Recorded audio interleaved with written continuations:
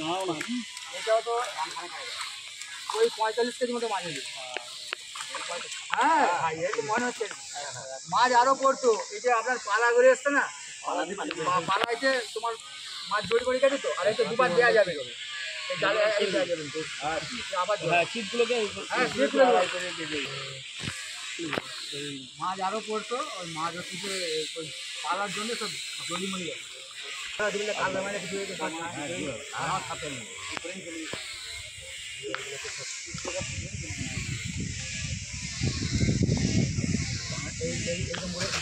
ভাঁজ করে ঝেড়ে আনতে না, হ্যাঁ